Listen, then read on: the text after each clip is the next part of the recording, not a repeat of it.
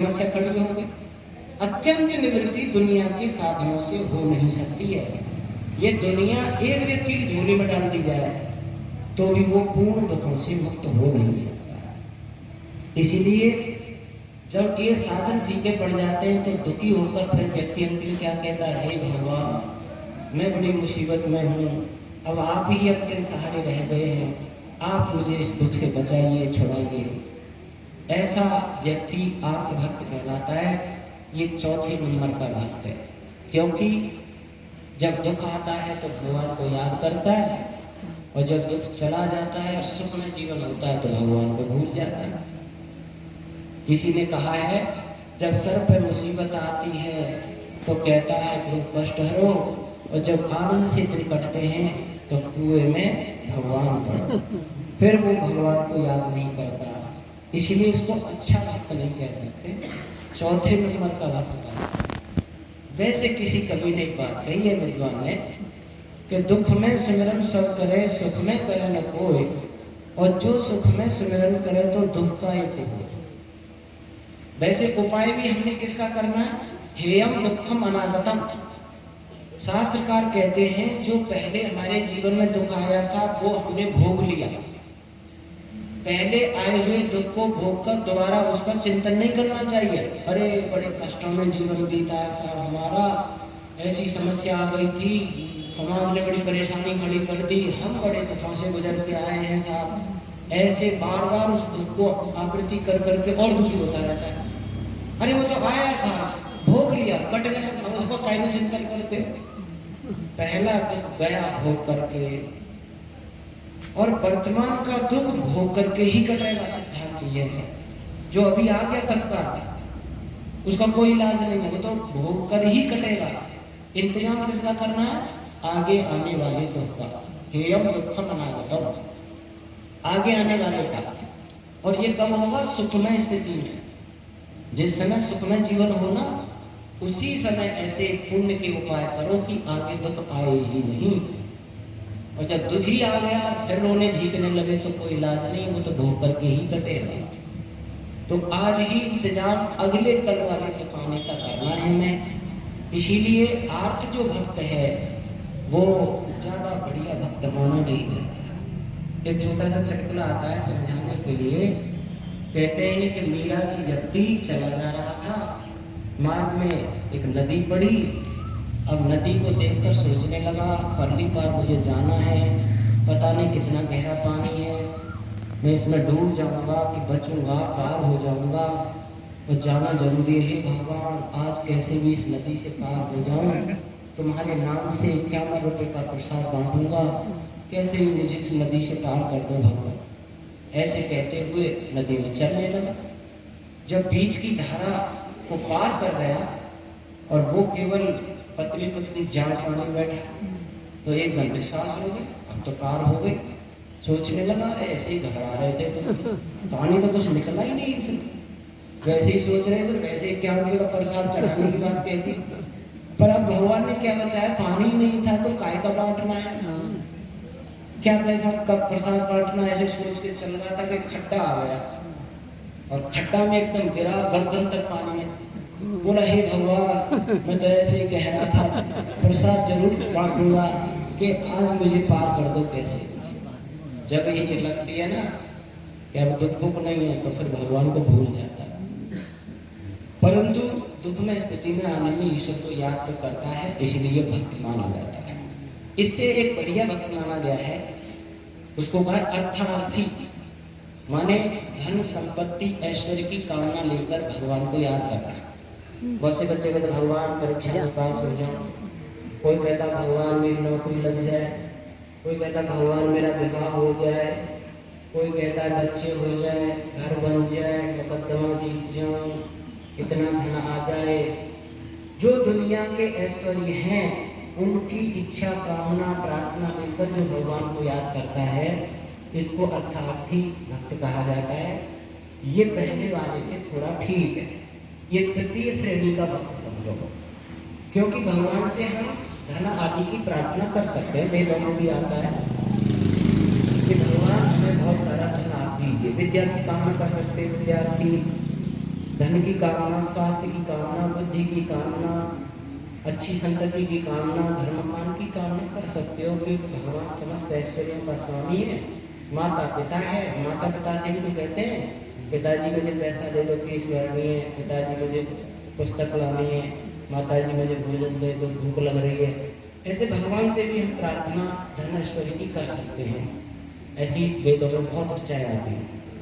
परंतु यहाँ एक बात है कि बहुत सारा धन जब हमारे पास आ जाता है, ढेर सारा धन, तो वो धन ही हमारे लिए भगवान बन जाता है और फिर वो भगवान को भुला देता है।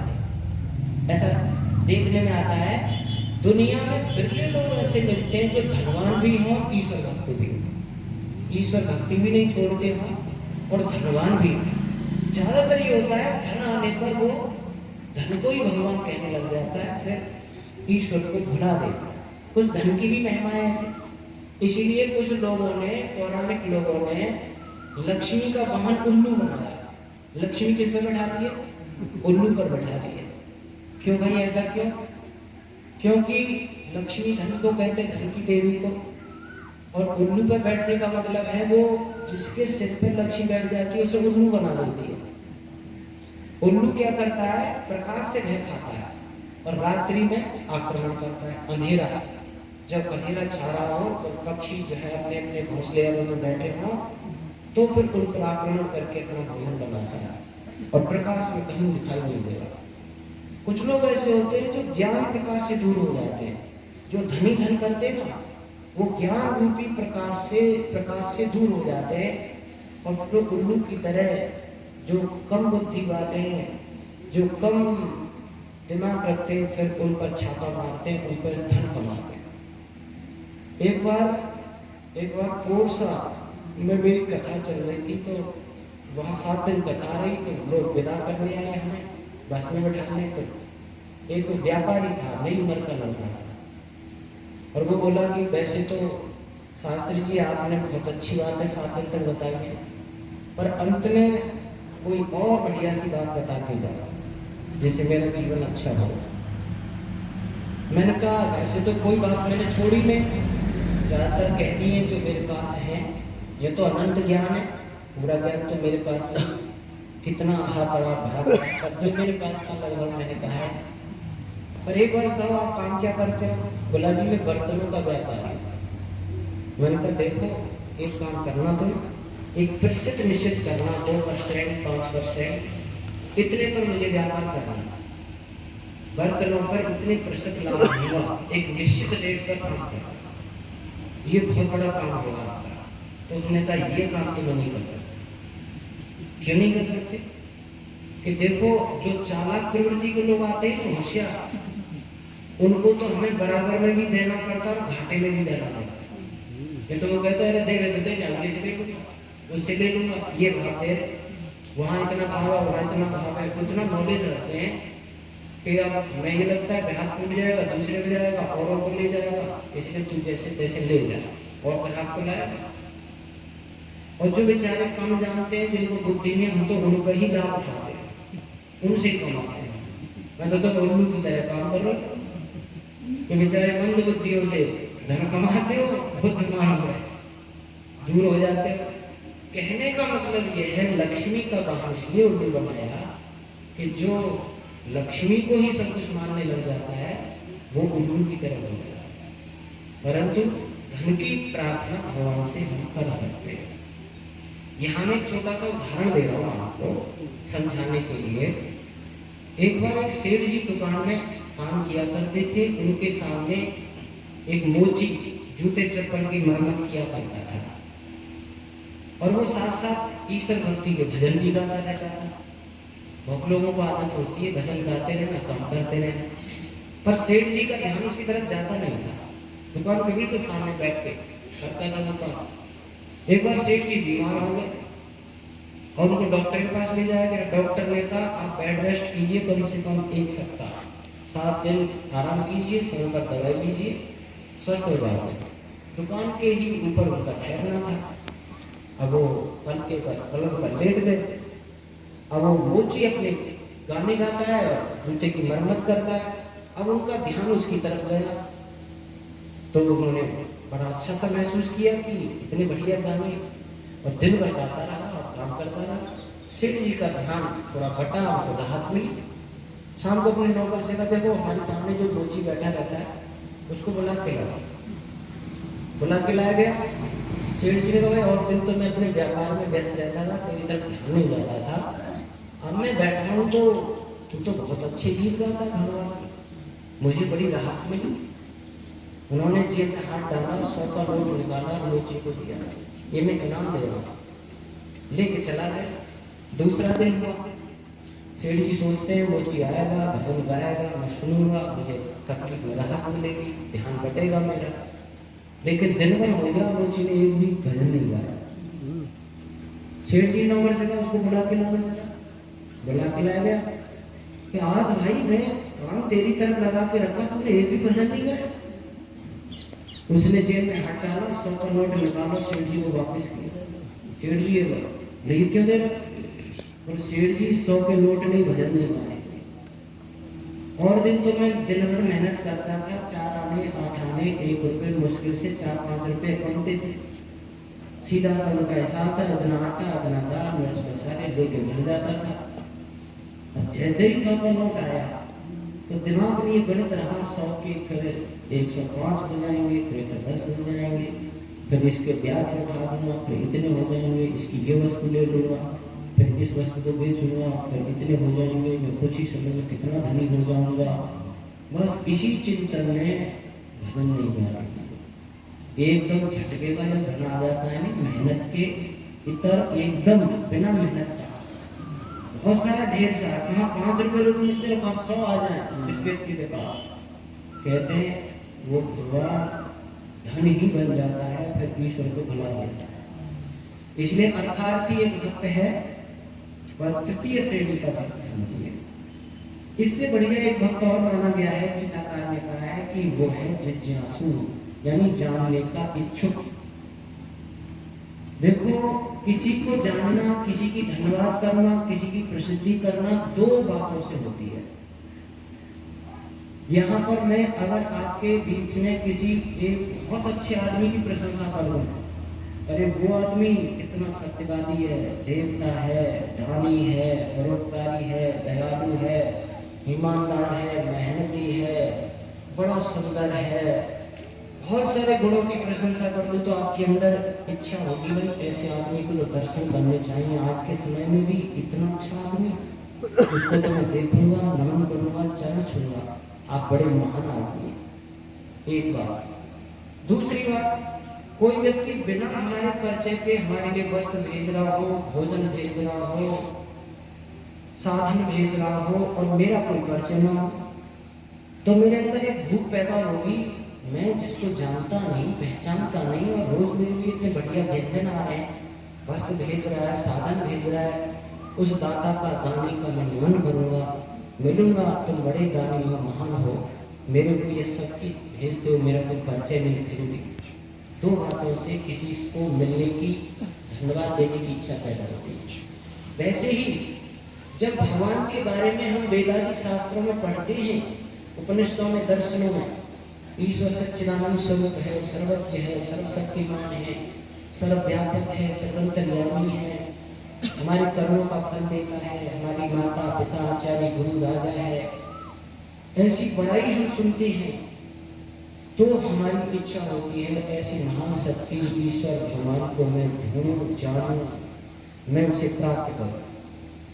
दूसरी बात, जब भक्त ये देखता है कि सूर्य का प्रकाश रोज कौन दे रहा है, चंद्रमा की चांदनी कौन दे रहा है, ये एक दाना जमीन में डाला था, हजारों दाने करके 2 महीने 4 महीने में किसने दे दिए मुझे, किसने मेरे माँ के गर्भ में मेरा निर्माण किया, मेरी पत्नी के गर्भ में बच्चे का निर्माण किया, कौन मुझे माता पिता बना रहा है, कौन है जो गड़गड़ करके वर्षा करके पानी बहा रहा है, कौन है जो मेरे शरीर में रक्त मांस बना रहा है, कौन है अदृश्य शक्ति जो ये सब कुछ हमें दे रही है, मैं भी जान नहीं पा रहा हूँ उसे, और मुझे लिए जा रहा हूँ, उससे लिए जा रहा हूँ।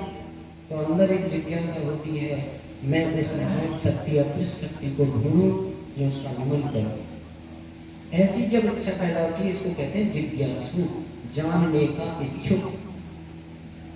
जो दुख को निवृत्त करने वाला है, वो चौथी श्रेणी का कि दुख के लिए प्रार्थना करना है, और धन के लिए प्रार्थना करना है, वो भी एक अपने स्वार्थ के लिए, ये जानने के लिए कर रहा है।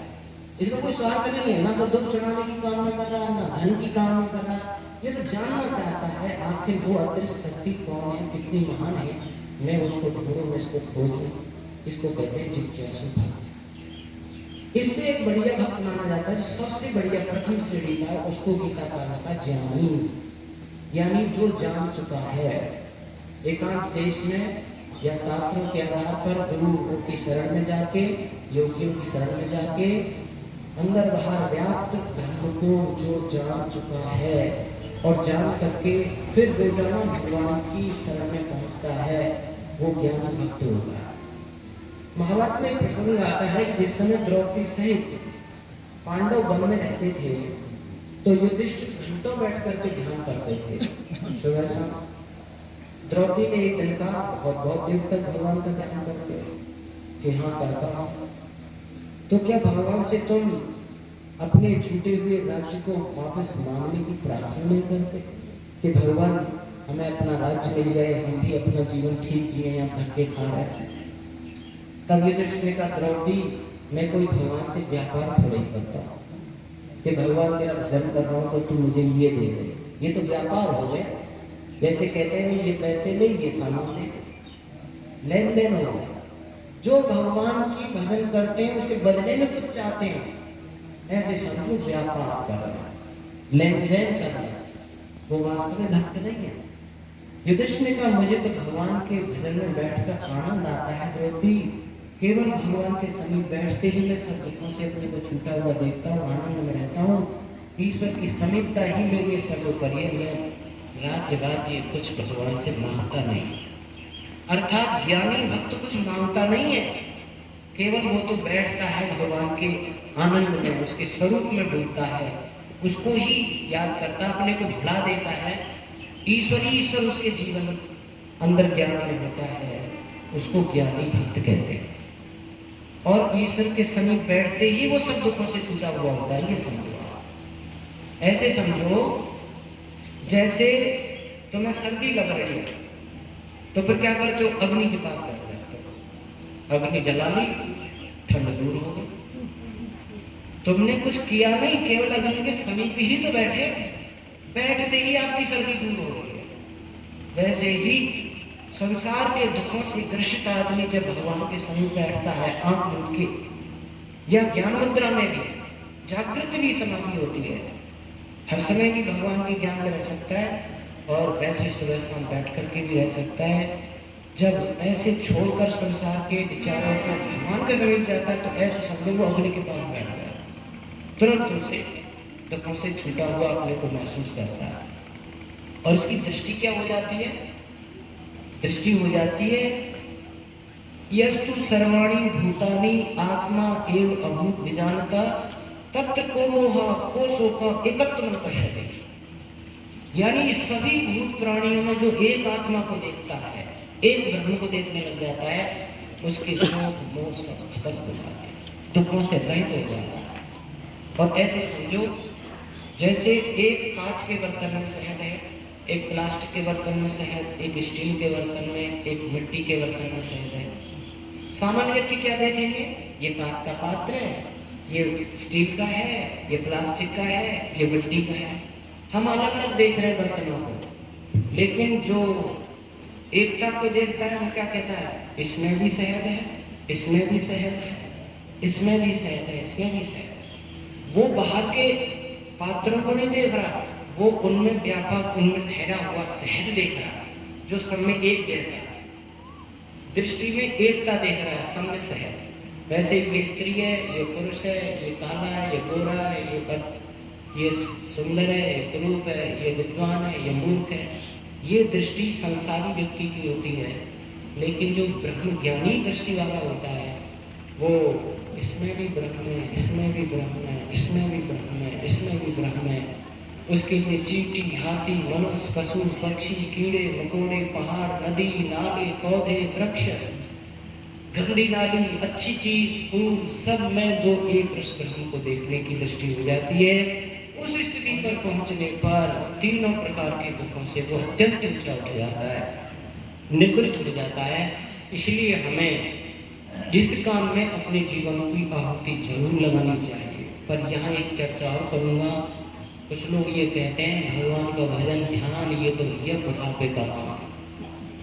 कोई जवान अवस्था में बेटा बेटी भजन करने लग जाए ना, तो अरे ये उम्र तो कमाने खाने की है, घर बसाने की है, और तुम ऐसे आप जो भजन के लिए बैठे, भजन तो बुढ़ापे का काम। ज्यादातर लोग भजन को बुढ़ापे का काम बताते। मैं भी जब शुरू में लगभग 20-21 वर्ष में मुझे इस बात का विवेक हुआ था, तो उस समय मैं थोड़ा सा भजन ध्यान से कुछ करने लगा, तो घर वाले नाते रिश्तेदार सब थोड़ा तो बाबा जी वो सब, और तो वो खाने बनाने की उम्र है और क्या करता है ये, और उसमें फिर मैं सत्संग में से जाता था, जैसे यहाँ सत्संग का पता चल गया तो देखना चल लेता था, तो सब घबराने लग गए और सब समझाए, क्योंकि इसको जवानी का काम ही नहीं मानते। जबकि महाभारत में क्या लिखा है, युधिष्ठिर को समझाते हुए भीष्म पितामह कहते हैं, को ही जानाति कस्यात्य मृत्यु कालो भविष्यति युवैव धर्मशीलस्य नित्यं खंडितः। हे युधिष्ठिर, कौन जानता है कल मेरी मृत्यु का काल उपस्थित हो जाएगा।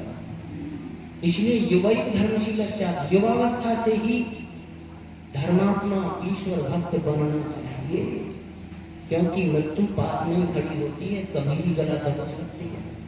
हम ये नहीं कह सकते मैं बुढ़ापे तक जी लूंगा और फिर बुढ़ापे में कर लूंगा। कितनी मूर्खता हो जाएगी कि कल ही जीवन चला गया युवावस्था में ही, तो बुढ़ापा तो आया ही नहीं। तो जिस काम के लिए तो छूट ही गया, मुख्य काम तो छूट ही गया। इसलिए ये बुढ़ापे का काम नहीं है। और वैसे भी देखा जाए जितनी भी उपलब्धियां दुनिया की, उसके लिए जवानी अवस्था चाहिए। विद्या कमाना चाहो तो बचपन जवानी चाहिए, बुढ़ापे में विद्या आ सकती है। बल कमाना चाहो शरीर में तो जवानी चाहिए सर, बुढ़ापे में बल भी नहीं आए। अब हम कितने बार मछुआरे खाएं ताकतवर बन जाए, कितने बुजुर्गों को खिला दूध घी मछुआरे ताकत लौट आएगी। संतान पैदा करनी हो तो जवानी चाहिए, विजय प्राप्त करनी हो तो जवानी चाहिए, धन कमाना हो तो जवानी चाहिए। दुनिया की सारी उपलब्धियों के लिए जवान अवस्था चाहिए।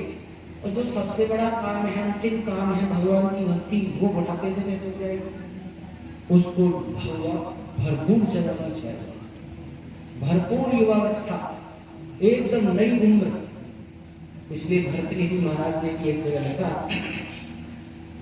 यावत् स्वस्थमिदं शरीरमर्जं यावत् जरा दूरतो यावत् क्षेन्द्रिय शक्तिर् प्रतहिता यावत् क्षयो नायुषः आत्मा श्रेयसि तावदेव विदुषा कार्यः प्रयत्नो महान् सन्दीप्ते भुवने तु कूपखननं प्रद्योद्यमा कीदृशा। भर्तृहरि कहते हैं, यावत् स्वस्थमिदं शरीरमर्जं, जब तक तुम्हारा शरीर स्वस्थ है और जरावस्था दूर है, बुढ़ापा दूर है, यावत् चेन्द्रिय शक्तिर् प्रतहिता यावत् क्षयो नायुषः, जब तक तुम्हारी इंद्रियों में शक्ति बनी हुई है और आयु आपके पास कुछ शेष है। आत्म श्रेयसी तावदेव विदुषा, हे विद्वान, तब तक तू आत्मा परमात्मा की खोज कर ले, आत्म कल्याण का उपाय कर ले। और जब इंद्रियां आसक्त हो जाएंगी, आयु क्षीण हो जाएंगी, उस समय तू अगर आत्म कल्याण की उपाय सोचे तो वो कहते संदीप्ते भुवने तु कूपखननं प्रत्युज्जला कीदृशा। वो उपाय तेरा ऐसा होगा जैसे घर में आग लग गई और फिर सोचो चलो कुआं खोदो, पानी निकालो, भाई आग हो जाएगी। घर में आग लगने पर कुआं खोदना व्यर्थ है। ऐसे ही आयु क्षीण होने पर भगवान की भक्ति करना व्यर्थ है, वो आत्म कल्याण का रास्ता प्राप्त ही नहीं होगा। इसलिए जब जागो तब सवेरा, उसी समय से हमें लग जाना चाहिए। सब दुखों से छूटना चाहते हैं तो भगवत स्वरूप परमात्मा की भक्ति करें। इसलिए कवि ने भी यहाँ एक सुंदर शब्द लिखा, ओम का जाप कर दूर संताप कर कर दूर संताप कर तज झमेला। बंदे दुनिया है दो दिन का मेला, ये बंदे दुनिया है दो दिन का मेला। ओम का जाप कर दूर संताप कर तज झमेला। बंदे दुनिया है दो दिन का मेला, बंदे दुनिया है दो दिन का मेला। ओ लाख 84 में घूम आया, आज मालूम आज दुर्लभ मनुज तन पाया। ओ लाख 84 में घूम आया, आज दुर्लभ मनुज तन पाया। मूल इसका समझियो का नाम भजो, मूल इसका समझियो का नाम भजो सहेला। बंदे दुनिया है दो दिन का मेला, ये बंदे दुनिया है दो दिन का मेला। ओम का जाप कर दूर संताप कर तज झमेला। बंदे दुनिया है दो दिन का मेला।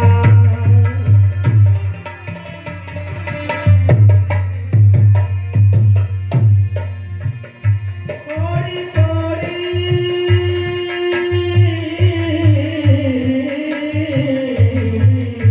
कोड़ी कोड़ी है माया है जोड़ी, आज बन बैठल भी करोड़ी।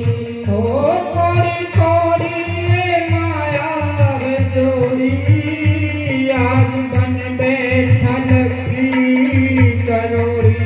ओ कोड़ी कोड़ी ये माया है जोड़ी, आज बन बैठा लगी करोड़ी।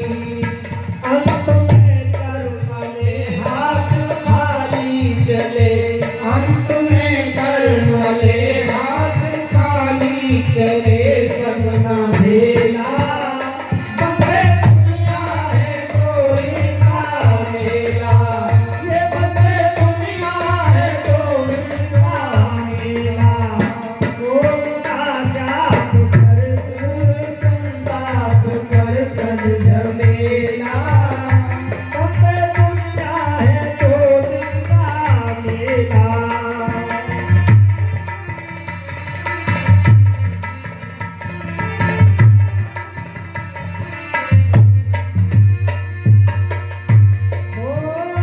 मौत आएगी जिस दिन बुलाने, ठाट सारे बड़े हैं सिहाने।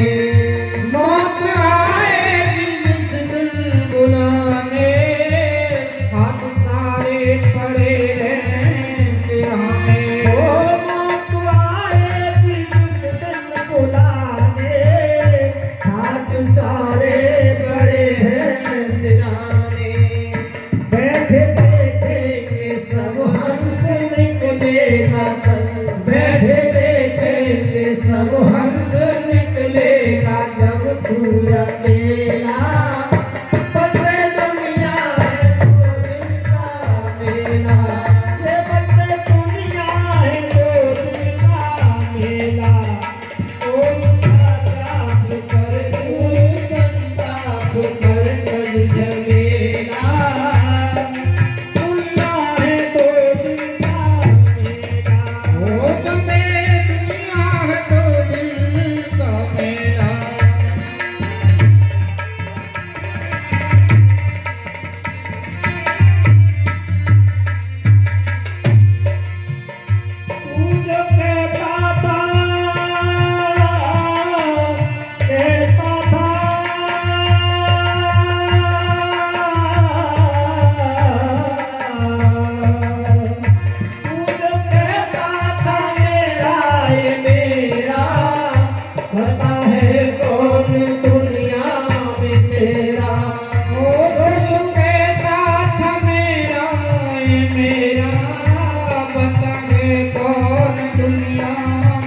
तेरा हो